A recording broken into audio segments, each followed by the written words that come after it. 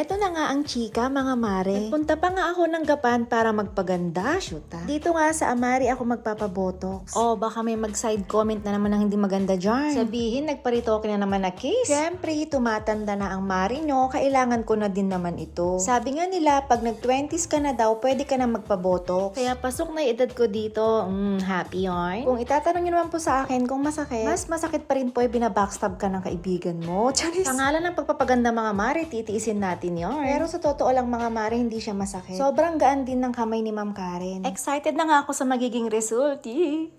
Ma'am, after po ng natin, procedure nga na yun, bawal mo na po tayo mag-lie down for 6 to 8 hours para lang hindi mag-migrate yung gamot. Ang naman natin, ma'am, yung mga swelling na yan, yung konting swelling tsaka redness, mawawala naman din po yan after few hours.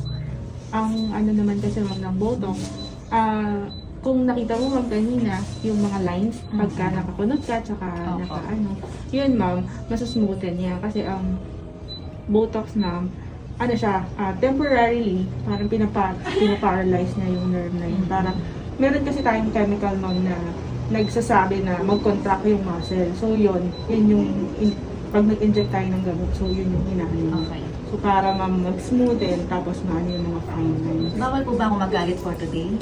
Oo ma'am, relax muna tayo ngayon. So bawal din muna yung mga alcohol. Ay, Yan. yun yung nakakasad. Sa totoo lang. Oo. Tapos pwede tayo ma'am gumamit ng mga sunblock. Okay.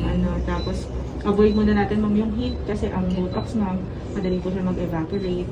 So yan ma'am, kung may heat po kayo magluto, tapos kung nag-workout ka ma'am, bawal muna po. Wala muna po tayo mga heavy activities. Mga 2 weeks, gano'n ma'am. Kasi yung result naman yan ma'am, makikita mo siya, mas ma-appreciate mo siya ng 1 to 2 weeks after. Okay, 1 to 2 weeks yung magiging result. So, huwag mo na kayo mag-expect sa mukha ko, ha? Oo ma'am. Buti nga ma'am yun sa'yo, ginawan mo na kaagad ng kasi yung iba ma'am, pag masyado ng malalim, hindi na siya kinakaya ng Botox. So kahit ma-relax siya, meron pa rin mga lines na nakikita. So ang ginagawa namin doon, may mga fillers kami, ganyan. Pero dito ma'am sa clinic namin, meron din pagka kailangan ma'am, pag gusto mo, meron kami mga biostimulators, skin boosters, depende ma'am sa needs mo. Basta mga non-surgical procedures, ganun. So, ayan, antayin nyo na lang ang result ng aking face. 2 weeks. Ayan. Na yan, kahit nagalit ako, wala nang line.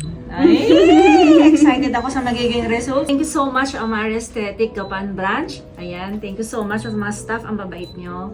Ayan, thank you, ma'am. Sana po makapag-visit din kayo sa soon to open na branch namin. Yes, sa, ma'am. Ajoy Cabanatuan. Yes. Ayan, thank you. Thank you. So,